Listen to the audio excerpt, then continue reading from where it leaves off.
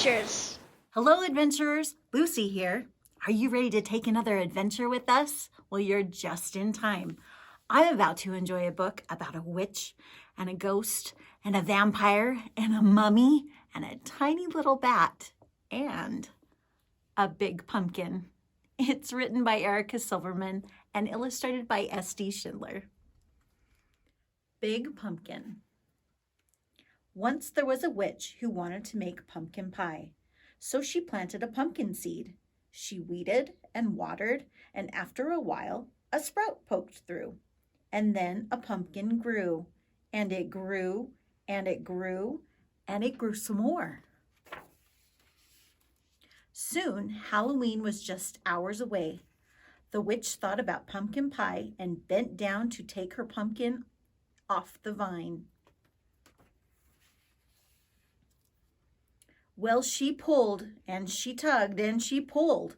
First she pulled hard, then she pulled harder. But that pumpkin just sat. "Drat," said the witch. Just then along came a ghost. "Big Pumpkin," said the ghost. "It's big and it's mine, and it's stuck on the vine, and Halloween's just hours away," said the witch, and she kicked that pumpkin. "I am bigger than you and stronger too," boasted the ghost. "Let me try." Said the witch, but she thought about pumpkin pie and stepped aside. The ghost bent down to take the pumpkin off the vine. Well, he pulled and he tugged and he pulled. First he pulled hard, then he pulled harder, but that pumpkin just sat. "Drat," said the ghost. Just then, along came a vampire. "Big Pumpkin," said the vampire. "It's big and it's mine, and it's stuck on the vine, and Halloween's just hours away," said the witch, and she kicked that pumpkin. "I am bigger than both of you, and stronger too," boasted the vampire. "Let me try." Said the witch. Said the ghost. But they thought about pumpkin pie and stepped aside. The vampire bent down to take the pumpkin off the vine. Well, he pulled and he tugged and he pulled. First he pulled hard, then he pulled harder, but that pumpkin just sat. "Drat," said the vampire. Just then along came a mummy. "Big Pumpkin," said the mummy. "It's big and it's mine, but it's stuck on the vine, and Halloween's just hours away," said the witch, and she kicked that pumpkin. "I am bigger than all of you, and stronger too," boasted the mummy. "Let me try." Said the witch. Said the ghost. Said the vampire. But they thought about pumpkin pie and stepped aside. The mummy bent down to take the pumpkin off the vine. Well, she pulled and she tugged and she pulled. First she pulled hard, then she pulled harder, but that pumpkin just sat. "Drat," said the mummy. Just then along came a bat. "Big Pumpkin," said the bat. The witch didn't say a word. She just looked at the ghost and rolled her eyes.